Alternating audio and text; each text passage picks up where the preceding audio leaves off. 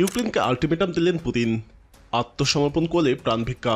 কুর্স্কে ইউক্রেনের সাহায্যের জন্য ট্রাম্পের অনুরোধে পরে হুমকি দিয়েছেন পুতিন।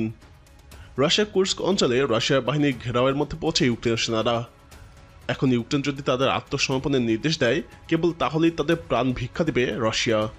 কুর্স্কে ইউক্রেনীয়রা ভয়াবহ হত্যাযজ্ঞের মুখে এমন মন্তব্য করে শুক্রবার আমেরিকার প্রেসিডেন্ট ডোনাল্ড ট্রাম্প অনুরোধ করার পরে একথা জানিয়েছেন রাশিয়ার প্রেসিডেন্ট ভ্লাদিমির পুতিন।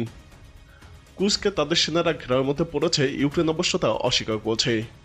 একে রাশিয়ার অপপ্রচার হিসেবে বলছে ইউক্রেন। তবে ইউক্রেনের প্রেসিডেন্ট ভলোদিমির জেলেনস্কি সেখানকার পরিস্থিতিকে খুবই জটিল বলে অভিহিত করেছেন। এর মধ্যে সামাজিক মাধ্যম এক্স পোস্টে ট্রাম্প বলেন, কুর্স্কে আটকে পড়া হাজার হাজার ইউক্রেনীয়দের প্রাণ ভিক্ষা দিতে তিনি রাশিয়ার প্রেসিডেন্টকে অনুরোধ করছেন। এই সেনারা পুরোপুরি ঘেরাওয়ের মধ্যে বিপজ্জনক অবস্থায় রয়েছে বলে উল্লেখ করেন তিনি। রাশিয়ার জাতীয় নিরাপত্তা পরিষদের উদ্দেশ্যে ভাষণ প্রদানকালে এ বিষয়ে পুতিন জানান, ট্রাম্পের ওই অনুরোধ তিনি পড়েছেন সামাজিক মাধ্যমে। এ সময় ইউক্রেনের সেনারা বেসামরিক নাগরিকদের বিরুদ্ধে অপরাধ করেছেন উল্লেখ করে একে সন্ত্রাসবাদ হিসেবে বর্ণনা করেছেন তিনি। তবে ট্রাম্প মানবিক বিবেচনায় তাদেরকে রক্ষার অনুরোধ করছেন বলে মন্তব্য করেন পুতিন। রাশিয়ার প্রেসিডেন্ট বলেন, এ বিষয়ে আমি গুরুত্ব দিয়ে বলতে চাই, যদি ইউক্রেনের সেনারা তাদের অস্ত্র ফেলে আত্মসমর্পণ করে, তাহলে তাদের জীবনের নিশ্চয়তা সহ আন্তর্জাতিক আইন এবং রাশিয়ান ফেডারেশনের আইন অনুসারে যথাযথ চিকিৎসা সেবা প্রদান করা হবে। আমেরিকার রাষ্ট্রপতির অনুরোধ কার্যকরীভাবে বাস্তবায়নের জন্য ইউক্রেনের সামরিক রাজনৈতিক নেতৃত্বের পক্ষ থেকে এ সংশ্লিষ্ট নির্দেশনা আসতে হবে, যাতে তাদের সেনারা অস্ত্র সেরে আত্মসমর্পণ করে, এমনটাই বলেন পুতিন। পরে রাশিয়ার নিরাপত্তা পরিষদের ডেপুটি চেয়ারম্যান এবং সাবেক প্রেসিডেন্ট দিমিত্রি মেদভেদেভ সামাজিক মাধ্যমে এক্স পোস্টে বলেন, এখানে ইউক্রেনের জন্য সতর্কবার্তা হলো, তাদের সেনারা আত্মসমর্পণ করতে রাজি না হলে সবাইকে পদ্ধতিগতভাবে এবং নির্দয়ভাবে ধ্বংস, নির্মূল বা হত্যা করা হবে। গত বছরের আগস্টে হাজার হাজার ইউক্রেনের সেনা রাশিয়ার কুর্স্ক অঞ্চলে 1300 বর্গ কিলোমিটার এলাকার একটি ঝটিকা আক্রমণ চালিয়ে দখল করে।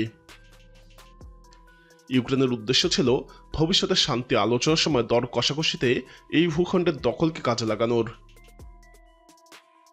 একই সঙ্গে রাশিয়া বাহিনীকে ইউক্রেনের পূর্ব রণাঙ্গনে ব্যতিব্যস্ত রাখা।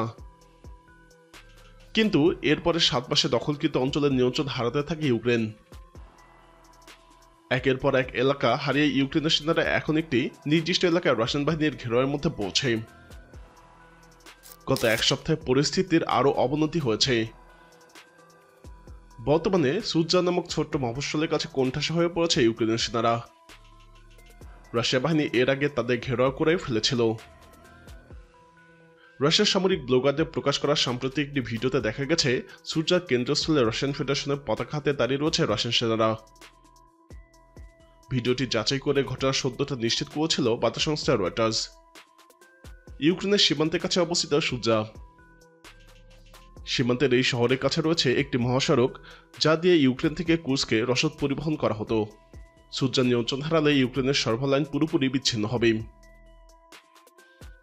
ক্রেমলিনের মুখপাত্র দিমিত্রি পেসকভ বলেছেন, কুর্স্ক অঞ্চলে ঘেরাওয়ের মধ্যে পড়া ইউক্রেনের সেনাদের আত্মসমর্পণ করতে রাশিয়ার প্রেসিডেন্ট ভ্লাদিমির পুতিন যে প্রস্তাব দিয়েছে তা এখনও কার্যকর রয়েছে, তবে এর সময় ফুরিয়ে আসছে।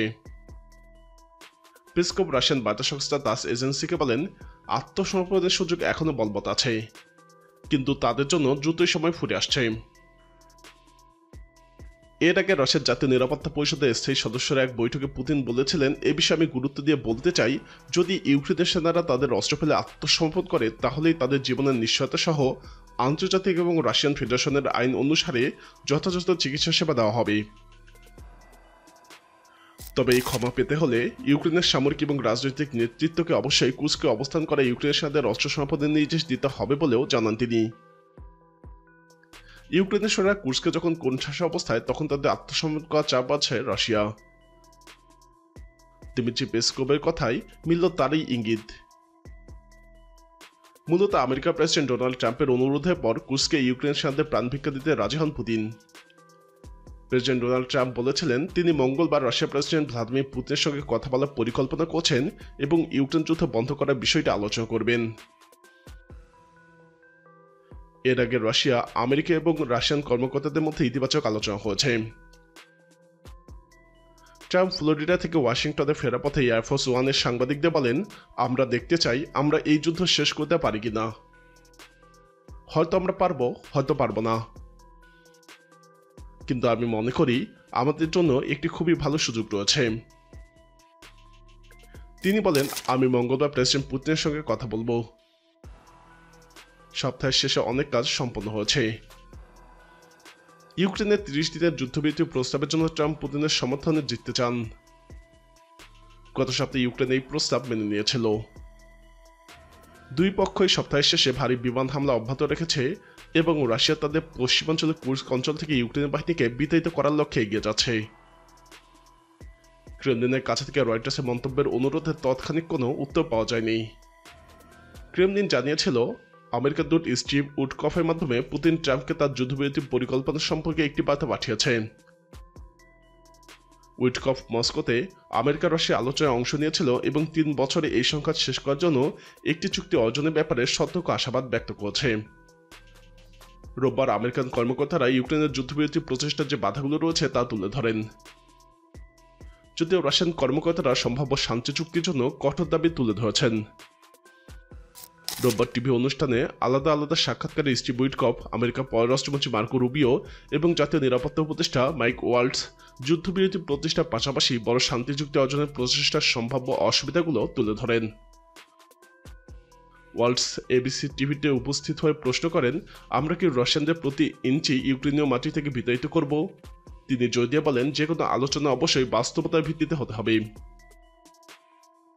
রুবিও সিবিএসকে দেওয়া সাক্ষাৎকারে বলেন, একটি চূড়ান্ত শান্তি চুক্তির জন্য অনেক পরিশ্রম রাশিয়া এবং ইউক্রেনের উভয়ের কাছে থেকে ছাড় দিতে হবে। তিনি উল্লেখ করেন, এমন আলোচনা যতক্ষণ তারা একে অপরকে গুলি করছে ততক্ষণ অসম্ভব। ইউক্রেনের প্রেসিডেন্ট ভলোদিমির জেলেনস্কি যুদ্ধ শেষ হওয়ার আশা প্রকাশ করেছে, কারণ ইউক্রেন আমেরিকাকে 30 দিনের যুদ্ধবিরতি প্রস্তাব মেনে নিয়েছে। তবে তিনি আবারও নিশ্চিত করেন, ইউক্রেনের সার্বভৌমত্ব কখনো আলোচনার বিষয় হবে না। জেলেনস্কি বলেন, রাশিয়া যে অঞ্চলগুলো দখল করেছিল সেগুলো ফেরত দিতে হবে। তিনি 2022 সাল থেকে রাশিয়ার দখলে থাকা ক্রিমিয়া এবং ইউক্রেনের পূর্বাঞ্চলের 4টি অঞ্চলের কথা উল্লেখ করেন। প্রিয় দর্শক, কুর্স্ক অঞ্চলে কি ঘটতে যাচ্ছে বলে আপনি মনে করেন? আপনার মতামত কমেন্টে জানান। ইউক্রেন যুদ্ধের পরিস্থিতি নিয়ে আরও জানতে আমাদের চ্যানেলটি ভিডিও ট্যাব থেকে ঘুরে আসুন। এই ভিডিওটি ভালো লাগলে লাইক বাটনে ক্লিক করুন। ভিডিওটি আপনার বন্ধুদের সাথে শেয়ার করে তাদেরকেও ভিডিওটি দেখার সুযোগ করে দিন।